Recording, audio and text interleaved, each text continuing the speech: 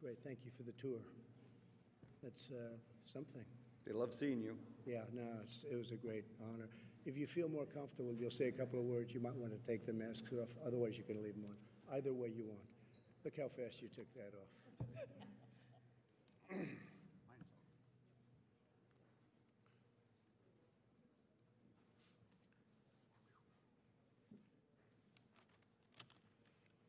Well, thank you very much, everybody, for being here. We took a really incredible tour, and law enforcement has just done such a great job working with the National Guard and working with a lot of people, but we're here to show our support for Kenosha and Wisconsin. The state of Wisconsin's been very good to me. I love the people. We've done a lot for the state, and we will continue to do a lot for the state.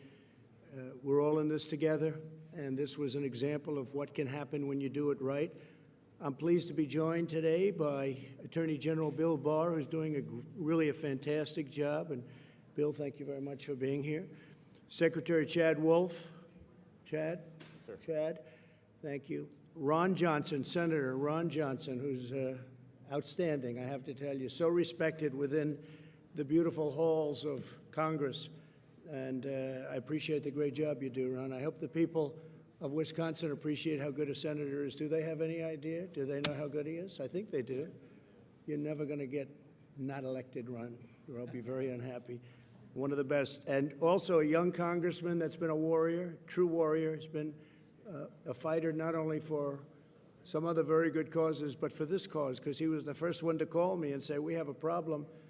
And Brian, I want to thank you, Brian Stile, Congressman, and you have your first re-election, and I think you're going to win it big. I hope you do. You deserve to.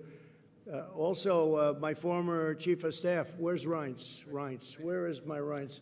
Reince Priebus, which shows that I definitely like this state, because you are a very proud citizen of right here. You're still here. You never left, did you, huh? You never would leave. You've done a great job. Thank you very much, Reince. Kenosha has been ravaged by anti-police and anti-American riots. They have been hit so hard, and we were able to get involved. David Beth and Daniel Miskinis, who I've been watching a lot on television. Now today I got to know them both very well, and they have done an incredible job, and you're going to say a few words in a couple of minutes, and we would appreciate it. Also, Zach Rodriguez, Supervisor, Kenosha County. Zach, thank you very much, Zach. Good job. You had a rough 3 days, but then it got well brought into back in where you wanted it, just where you wanted it. Aaron Decker, Supervisor for Kenosha. Aaron, thank you, Aaron. Good job. Thank you very much. Don Kapla, President of Wisconsin Fraternal Order of Police. Yes, sir. Don, thank you very much. Jerry Johnson, National Trustee of the Wisconsin Fraternal Order of Police. Jerry, thank you. People have done a fantastic job, really. You have to be proud of them. James and Sharon Ward, pastors, where is, well, it was great speaking to you yesterday. Sir, smile. And you're really a very respected man, and I really enjoyed our conversation. Thank you both very much for being here. Appreciate it. We also have Major General Paul Knapp, who is around here someplace, but he was really right on the, thank you very much, Paul. Thank you. He's been fantastic. Paul and Scott and Linda Carpenter, owners of B&L Office Furniture. Scott, you're back there someplace. Thank you. Thank you very much. You got hit pretty hard, right? Yes, sir. You got hit pretty hard. That's all right. It's going to get rebuilt. Kimberly Warner, owner of the Authentic Gifts and Report Candle Factory. That's a very fancy name you have there, Report. That's a fancy name, but I'll bet it was beautiful. Is it, are you going to rebuild? Will you be rebuilding? We were not destroyed, very fortunately, but so you'll be... I'm here representing the smaller women, small business downtown. Okay. And just being in support and great thanks for saving our town. Well, we'll be giving you some help, okay? We'll be giving you some help. John Rhodes III, owner of Rhodes Camera Shop. Now, I was there, and that was 109 years. And you want to say a couple of words? Would you like to? I'd say. Where is he? This side. Oh, okay. Good. John, stand up, please. 109 years? 109 years. Thank you again for coming. Thank you for sending the National Guard. And again, the police and the sheriff's department did an awesome job, as well as the fire department. Kept up as good as they could. So I thank them all. And we're going to help you. That's a very, very complete rebuild we're talking about down there. That's incredible. Complete, yes. If they would have responded to the first call, it would have been a little different story. But they did respond, which is better than some governors, frankly. And once they responded, and once we took, control of it, things went really well. You just met some very talented people outside, and I think you're going to have clear sailing. But we're going to try giving you a hand. Your insurance company, you're insured, right? Yes, we are. And so they're helping and they're being responsible? So far, everything. You'll let me know. Yes, You'll let me know. You got to let me know at the end. And Ricky Talapietra. That's a beauty. It's a long one. That's a good one. Go ahead, please. Representing, we have two businesses in downtown that were vandalized. We've been able to rebuild, but I also represent the Downtown Kenosha Incorporated organization, who is leading the rebuilding effort for downtown and uptown. It's been a struggle, but our community has been really incredible. More people have come to help than we know what to do with, but right now what we need is financial support. Loss of business and loss of property is staggering at this point. All right, we'll be talking to you. We're going to be helping you with law enforcement. We're going to be helping you with some economic development. Get it back in shape. Get Kenosha back in shape, and we'll get it back in, I think, very quickly. I really think so. And we'll be helped by John Morrissey, City Administrator of Kenosha. John, thank you very much, John. You have your work cut out for the next little while, but you'll be fine. I think we do. You're going to be in great shape. And Samantha Kirkman, State Representative, District 61. Thank you very much. Congratulations on doing a really great job. Thank you so much for the resources that you sent. Our constituents weren't feeling safe until Thank you. you helped out, and we appreciate that. Thank you. Great job you're doing. Appreciate it. And Van Wangard, State Senator, District 21, highly respected person, actually. Yes, Thank sir. you very Mr. much. President. Thank you very much. Great I job. just want to say thank you so much for your rapid response and the fact that you're coming to a small city in the United States, and just saying that that's as important as every other city, and the fact that we did get things under control. This guard has been phenomenal. Our law enforcement people have been working together. We usually work pretty well together in southeastern Wisconsin. Yeah. But this really helps, and Ryan's has a lot to do with that, too. You can tell because you Good. worked with him. So thank you so much. You're in our prayer. Well, thank you. And your reputation's a great one, so thank you very much. Thank And you, sir. also, this area is a special area. We can't let that happen to this area. So we got here quickly and did the job. Violent mobs demolished or damaged at least 25 businesses, burned down public buildings, and threw bricks at police officers, which your police officers won't stand for, and they didn't stand for it. These are not acts of peaceful protest, but really domestic terror. My administration coordinated with the state and local authorities to very, very swiftly deploy the National Guard, surge federal law enforcement to Kenosha and stop the violence. And I strongly support the use of the National Guard in other cities. And the same thing would be happening if we did that. You'd have the same thing happen in Portland, and it would happen very quickly. It would all be over very, very quickly. And I just want to thank the two of you for acting so strongly and so bravely and getting it done, and the coordination has been fantastic. You still need that coordination no matter how many people you send in. I just came from a visit of one of the businesses that was burned down, B&L Furniture, and the great 109-year-old camera shop, which I really respect because that was had a reputation far beyond the state even, and it's terrible to see. Several other business owners, they're joining us, and we have some in the back also. To stop the political violence, we must also confront the radical ideology that includes this violence. Reckless, far-left politicians continue to push the destructive message that our nation and our law enforcement are oppressive or racist. They'll throw out any word that comes to them. Actually, we must give far greater support to our law enforcement. It's all about giving them additional support. These are great people. These are great, great people. These are brave people. They're fighting to save people that they never met before in many cases. And they're incredible. We must really be thankful that we have them, and we have to help them do their jobs. We can't be threatening them with their pensions are going to be taken away, their jobs going to be taken away, everything's going to be taken away. They're going to be living a bad life if they utter an incorrect word. You can't do it. We have to have our law enforcement. We cherish our law enforcement. We wouldn't be here without our law enforcement. Even me, I'm here today. I feel so safe. And you went through hell just a few days ago, but I feel so safe. I better be safe, right? I better be safe. But we're all safe, and we're safe because of law enforcement. And we honor you, and I will say this. We have to condemn the dangerous anti-police rhetoric. It's getting more and more. It's very unfair. You have some bad apples. We all know that, and those will be taken care of through the system. And nobody's going to be easy on them either. And you have people that choke. They're under tremendous, I said it yesterday, I said it last night. They're under tremendous pressure. And they may be there for 15 years and have a spotless record, and all of a sudden they're faced with a decision. They have a quarter of a second to make a decision. And if they make a wrong decision, one way or the other, they're either dead or they're in big trouble. And people have to understand that. They choke sometimes.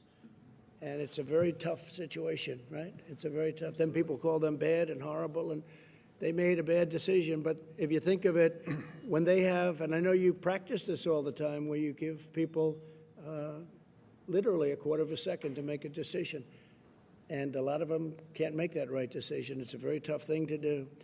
The vast and overwhelming majority of police officers are honorable, courageous, and devoted public servants. They're incredible.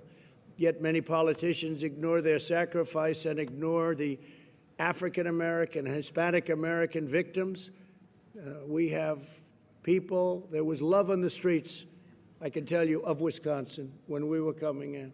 There was love on the streets, and so many African-Americans, Hispanic-Americans, I can see waving. Pastor, it was so beautiful to see. They want to have safety. They want to have safety. You look at, I'm not a huge believer in polls, obviously, but you look at polls with its 87% want to have great police. They want to have strong police. They want to have safety. They're the ones that are most affected by tragedies like you'll see going around.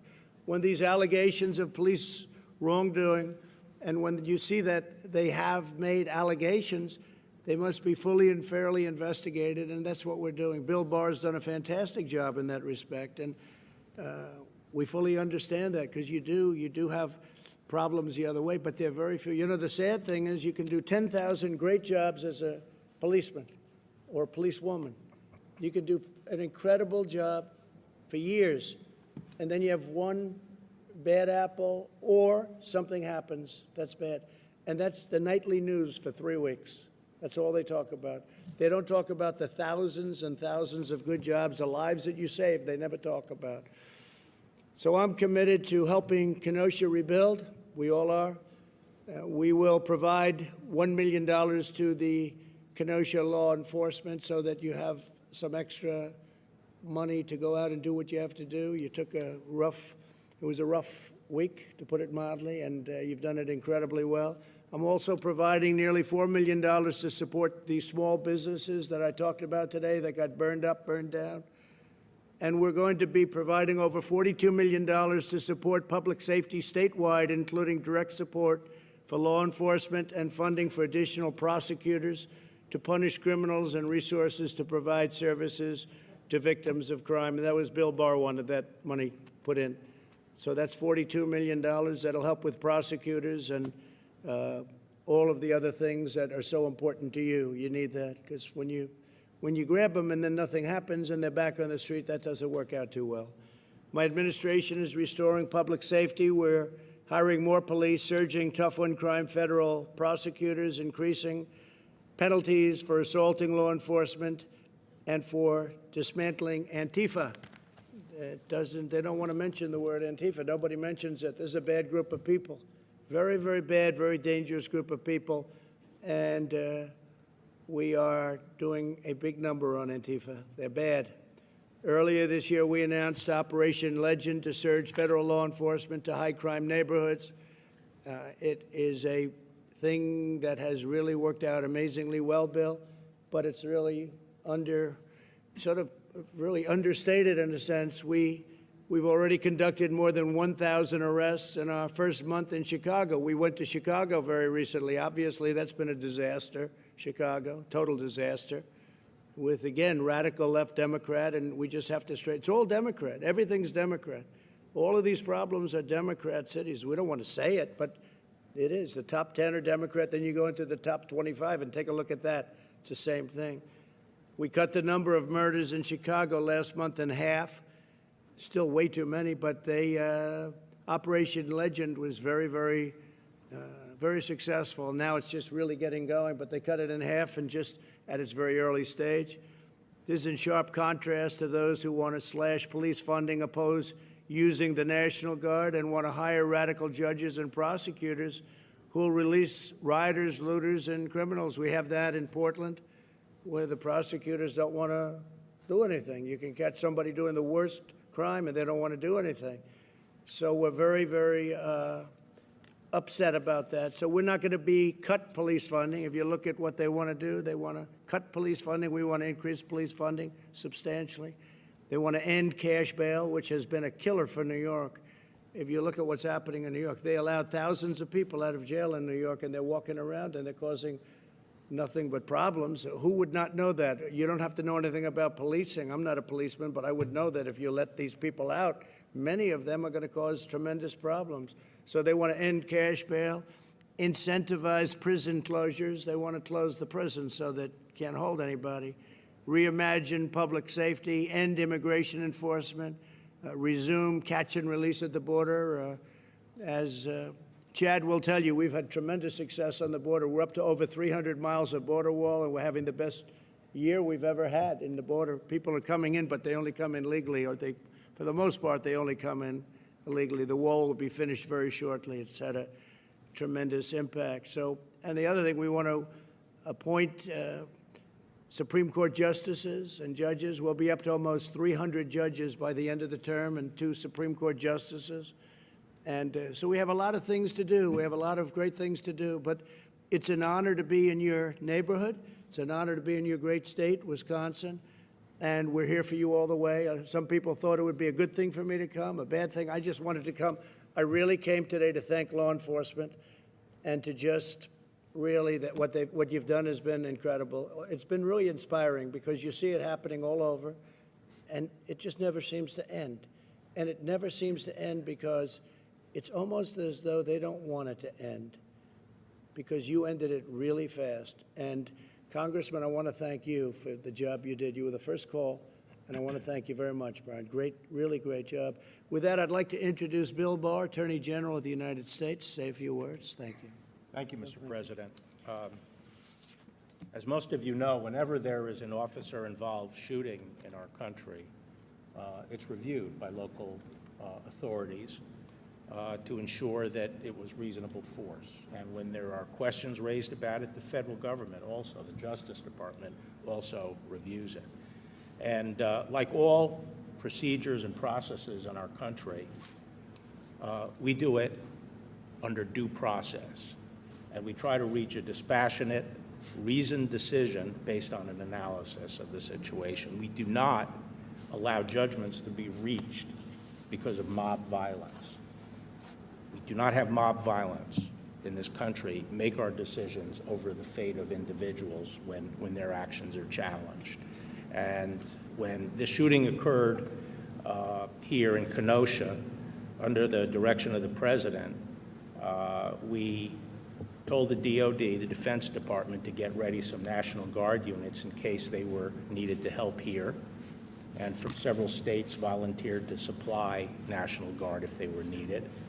And the President directed me to assemble a group of federal law enforcement that could be dispatched here, which we did, and staged them in Chicago. And we were picking up information that these violent instigators were coming to Kenosha. They were coming from California, Washington State, a lot from Chicago, and they were coming up to Kenosha. So we expected matters to get worse.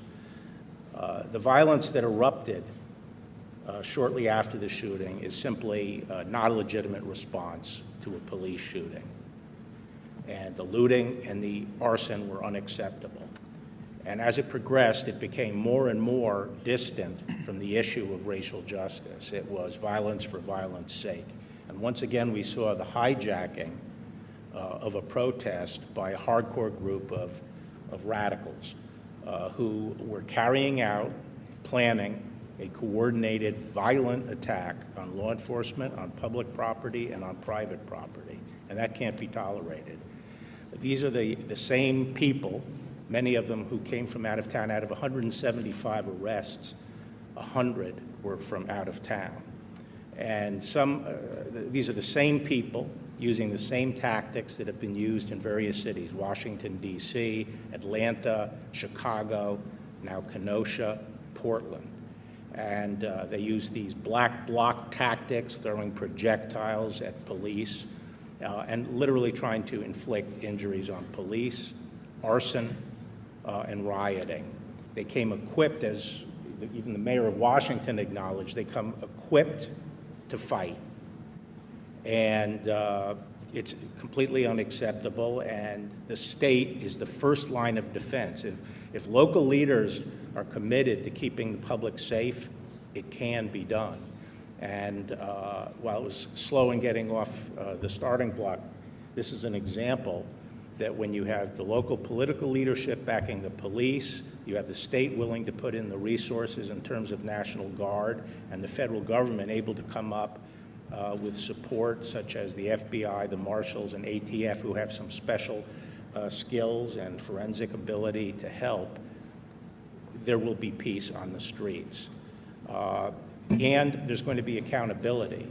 What people don't see is that in all of these cities, there are task forces of federal and state officers reviewing all the video that we can get our hands on.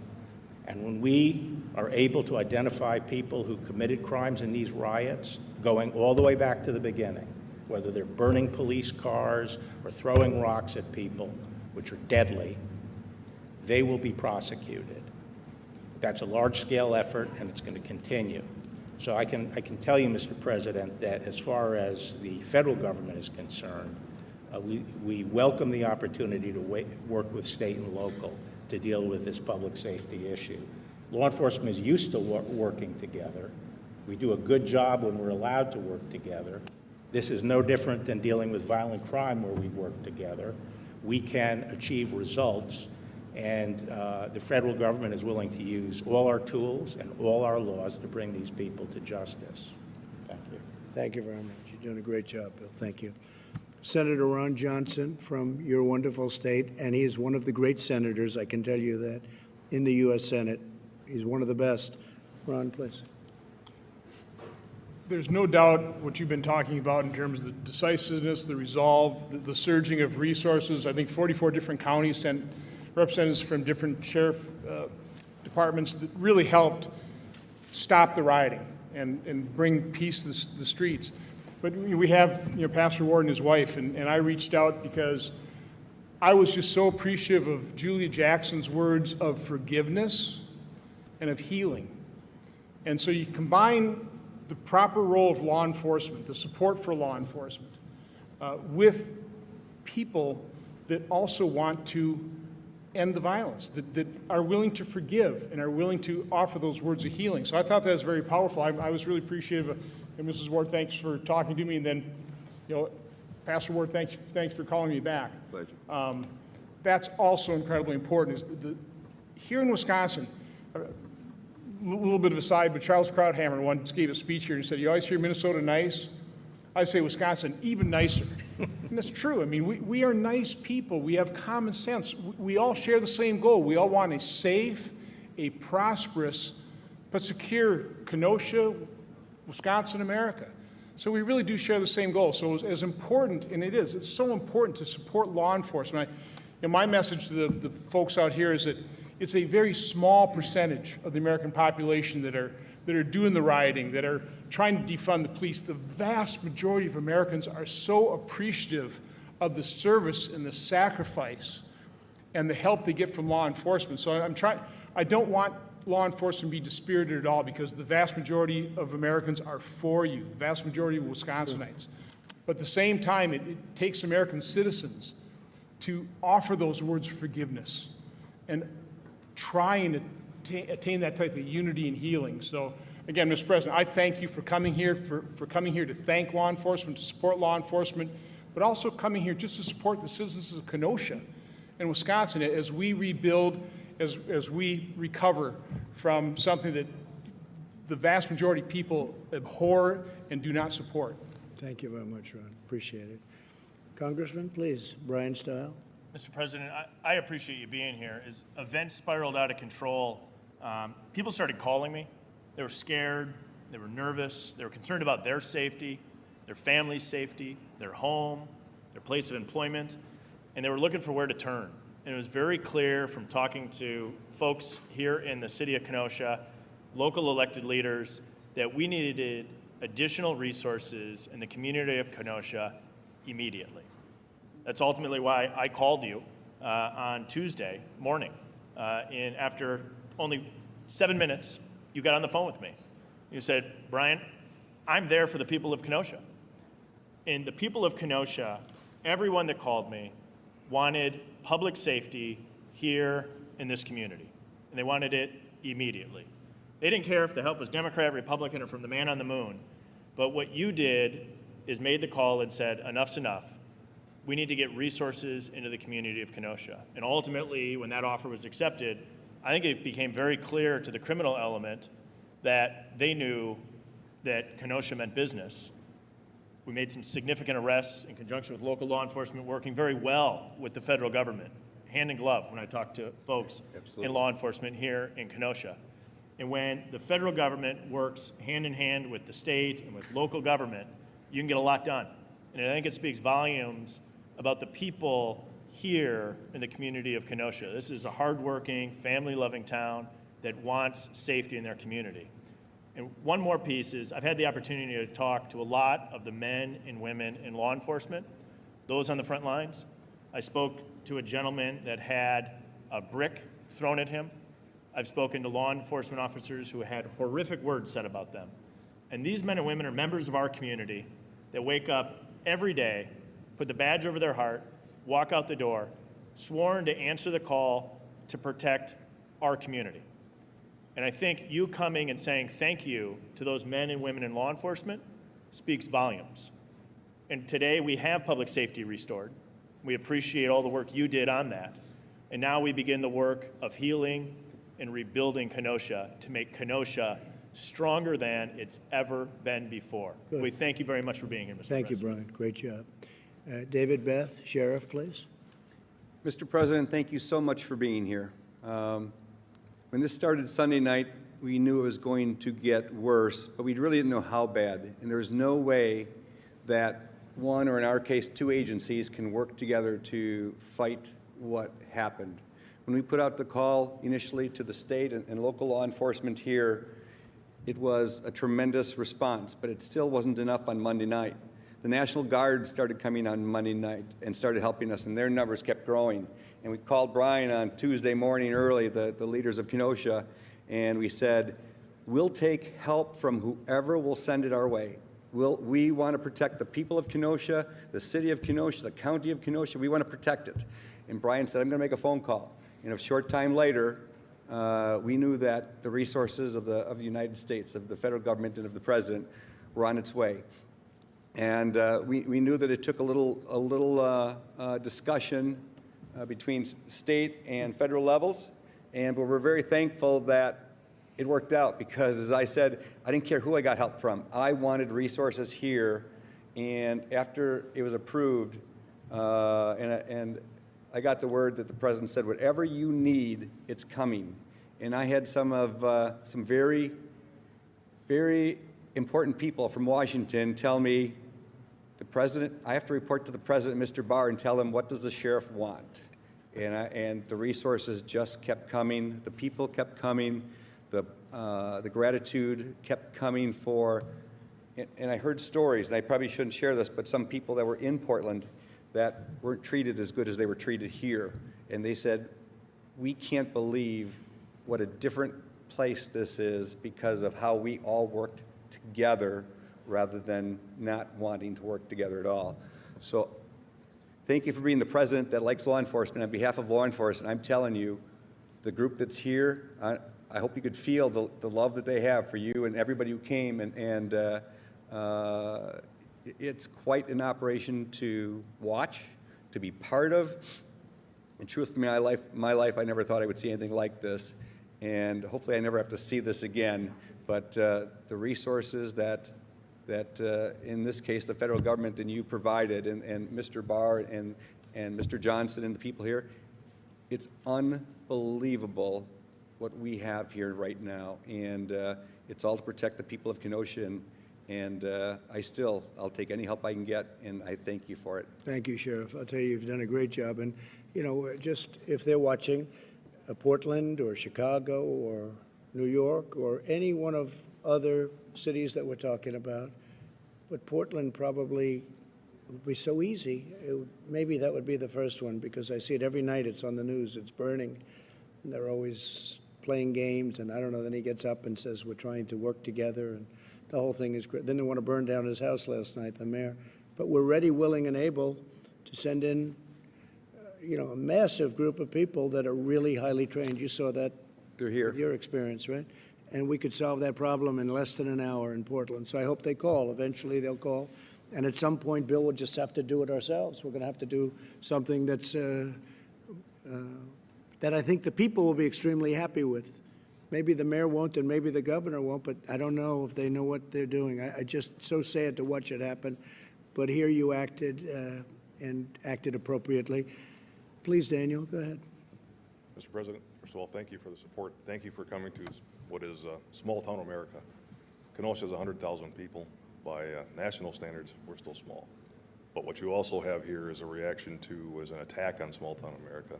The tactics that are being used across this nation to attack law enforcement are warfare-type tactics.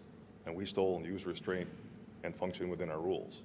So those two together, there's not a tit for a tat. Those aren't equal. So with the ability of the National Guard to come out and assist us, with the tremendous outpouring of support from the federal assets, from every department that has come out, we were able to restore peace, and we're working toward order and healing and growth. And as part of what is going on in the world, police scrutiny is not a bad thing.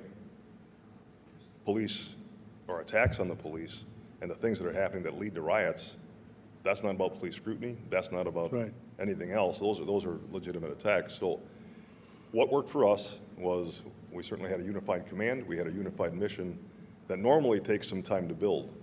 But instantly, between myself and the sheriff and the local leaders, the city administration, county, we pulled together.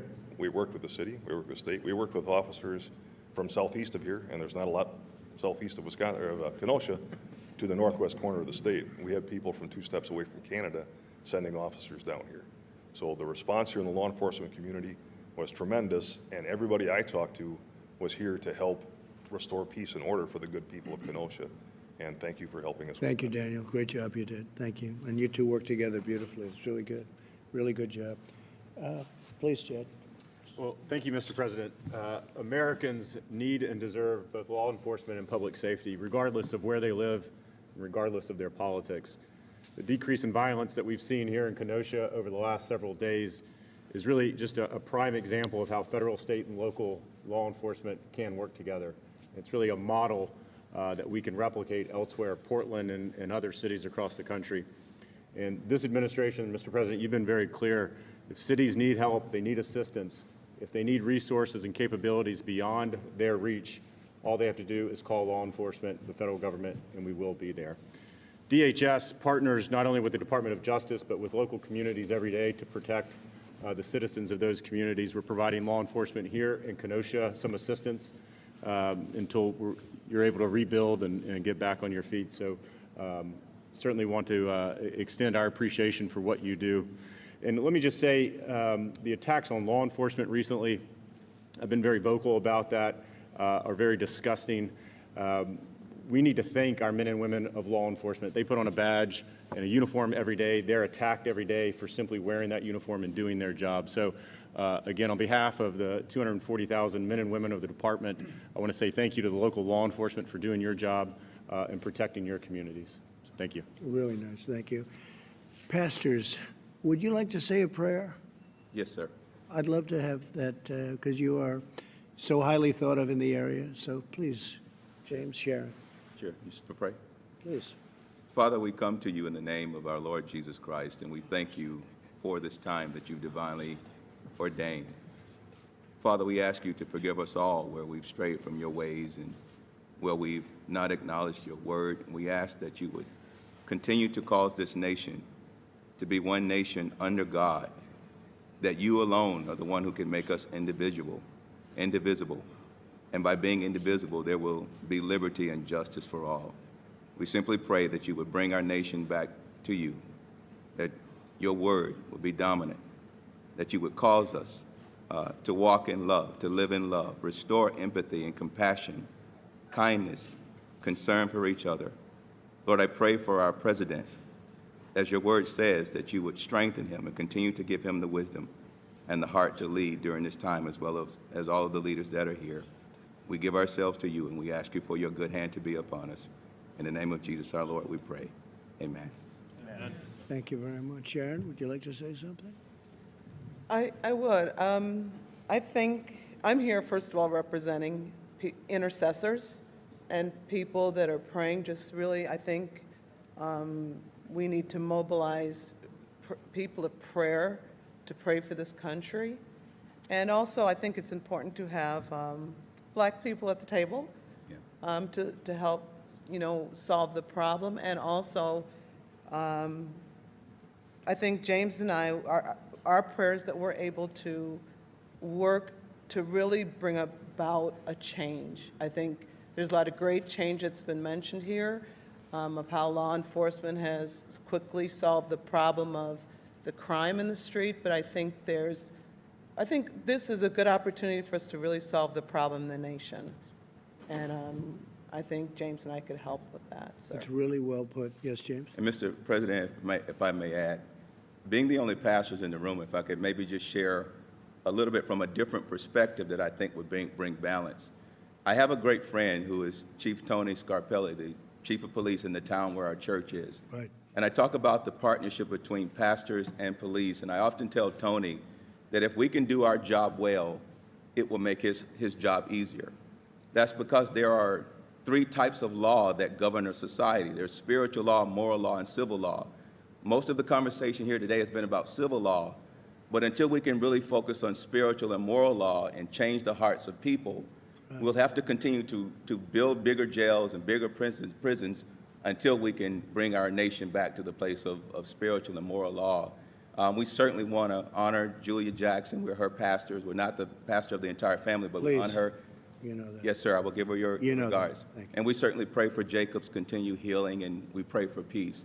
But I just want to offer to you, Mr. President, that Jesus himself says, blessed are the peacemakers. And we want to help be of service to you and to our nation of having these conversations of how do we rebuild the foundations of spirituality and morality, which gives us the context of love. If you give a righteous, good, moral man the launch codes to our nuclear arsenal, everyone will be safe because he's a good man. But if you give a malicious man who is immoral an ink pen, you have to fear for your life. I would just want to say that we're here to be of service to you and to our country to bring unity. We believe that we can help to listen with empathy and compassion to the real pain that hurts Black Americans, but we want to be of service to you and to our nation to do whatever we can to bring true healing, true peace, and to really see God's very best in our nation. We're available anytime you will call upon us. So you know what I think? I think you're an incredible couple. I really do. I think you're an incredible couple. Thank you. And thank you very much for being here. Yes, sir. Really, really great. Beautiful. Do you have any questions, please? President, you mentioned the Attorney General Barr just now that maybe at some point you have to go in on your own. Is that a suggestion that you'd like to send in federal agents to cities like Portland or Chicago? No, it's not, but yeah. No, it's not. It's just that we're tired of watching every night with Portland They're on night 104 now, and we're tired of watching it because it could be solved in an hour. And we're tired of watching a mayor that has no clue what's going on. And people are calling our office, and people are calling Washington that live in Portland and live in the state. And they're saying, please, please send help. And the governor, we call the governor often, and they say, no, we don't need your help. But I say, your community is burning down. They don't need our help. Now, I don't know if that's political. I don't know what is going on. Certainly not common sense, but we could solve it just like here. We all work together. We came in the federal government, the state government, the city government. Everybody worked together. The senator, the congressman. It was like a beautiful thing. It just came, it just worked. And it was done almost instantly. People were amazed. And as you probably will have to report, maybe people are surprised, there's been zero problem in terms of your safety, our safety. I feel so safe. 4 or 5 days ago, James, we couldn't have done this. The law enforcement's been so great. And we could do this in Portland so quickly, so easily, it would be incredible. We would have done it in Seattle. We were all set to go into Seattle, as you know, the following day. And they heard that, and they sent the police in, and the police did a good job. But the people gave up. They were exhausted. They were there for a long time, and they gave up. They were exhausted. So we're there. I mean, we'd love to help Oregon. We'd love to help, really love to help Portland, because we could solve that problem so easily. We have the people. They're ready. They could be there in less than an hour. Less than an hour. And it would all end. And they got a glimpse of that in this great state. They got a really good glimpse of it. It happened very quickly. And now, I mean, I see it. They're already rebuilding. You're already rebuilding your stores. You'll be rebuilding your stores soon, your camera shop. So we don't want to do that, but at some point we're going to have to do it. We're going to have to do it, okay? What would you say to the Blake family? I know you didn't get a chance to talk to them, but what would you say to them in terms of the pain they're going through and the questions they have about what happened? Well, I feel terribly for anybody that goes through that. That's why I was so honored to meet the pastors. I feel terribly for anybody that goes through that. As you know, it's under investigation. It's a big thing happening right now. I guess it's under local investigation. I know, Bill, you're also participating, but it's under your local investigation group unit, and I hope they come up with the right answer. It's a complicated subject, to be honest with you. But I feel terribly for anybody that has to go through. And I didn't get to speak to the mother. I hear she's a fine woman. I've heard that from the pastor, a really fine woman. But you can see when I spoke to the pastors, I see exactly what it is, and they understand where I am. And if we can help, we're going to help. But it is a question. It's under investigation. A lot of things happened with that, and other things, frankly, that we're looking at very, very closely. Okay? President, Kenosha police do not wear body cameras. Should every police officer in the United States wear a body camera? Body cam? Well, that's very interesting. Let me ask Bill to answer that question. Go ahead, Bill. Well, generally, that's a local issue for each police force and each community, the political leaders of a community, to decide upon. But I think most law enforcement people I know who were originally skeptical of body cameras are now coming around to feeling that they actually are a net benefit. Pastors, if I might. It's a very tough, you know, the whole thing with the body cam, you read it and you read two sides of the story. How do you feel about it, Daniel? I believe that body cameras would be very helpful for us. You think they're good? I believe they show both sides, where right now officers would be vindicated for some of the things that they've been accused of, and certainly if there were inappropriate actions, those would be captured. But you overall... I support them. How about you? We're good with it. It's already been put into the budget for 2021, and... Okay, so you'll be having them? We'll be having them. Okay, good. They like them. Questions to pastors. The problem of police violence has been described as just the problem of a few bad apples repeatedly. You're going to have to speak up, please. Yeah. The problem of police violence has been described by you, including the President, as just bad apples, a few bad apples, or people who choke occasionally. some African American community leaders and a lot of others actually have said it's systemic.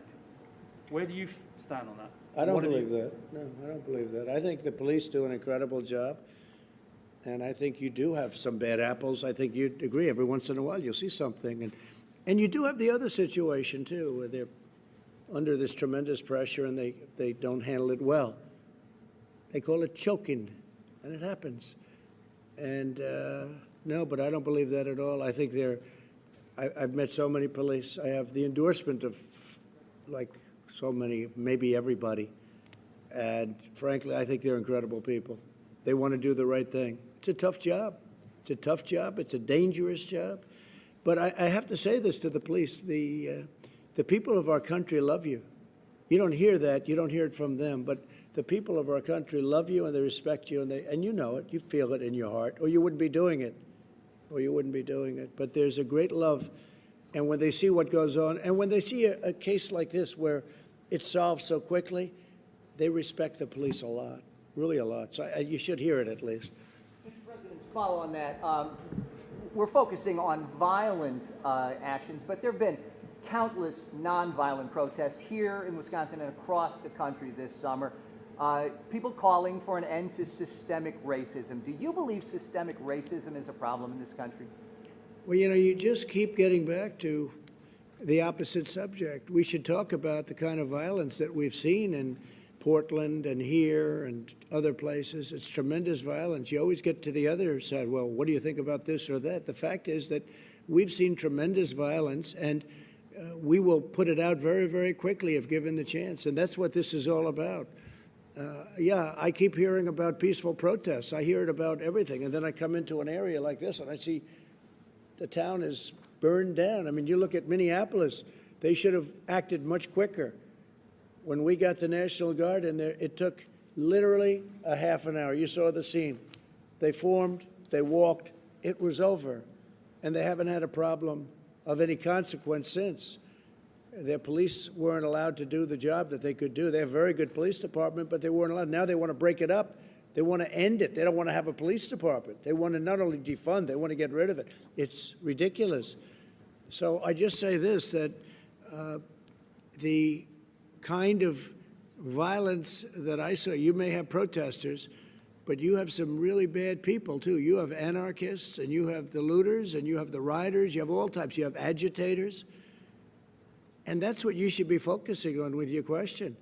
I keep hearing about peaceful protests. It's become really, I think it's hurt the media very badly, because you'll have somebody standing on one of the networks, I won't say which one, but there are more than one, many of them, saying how it's a peaceful protest, and over the shoulder you see the whole place is burning down. It's become a pretty common sight.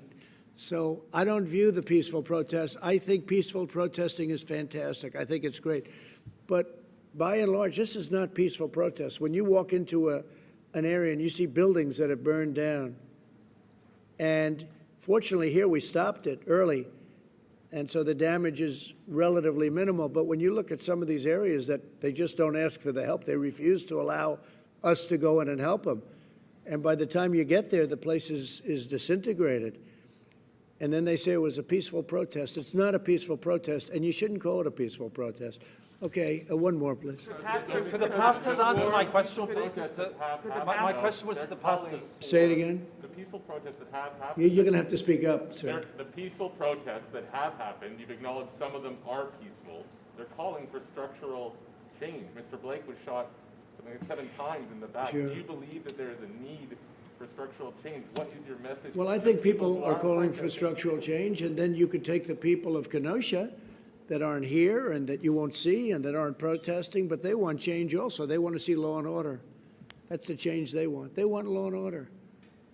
They want the police to be police. They want the police to do what they do better than anybody else in the world, and that's what they want too. You don't see them marching and you don't see them on the streets, but what they want is they want great police force. They want people that are going to keep them safe, where their houses aren't broken into, where they're not raped and murdered. That's what they want. And they're protesters too, but they don't walk down the street, up and down the street. So, you know, just the way it is. just the way it is. So I want to thank you all, and I'll see you back at the plane. Thank you very much. Thank you. Thank you.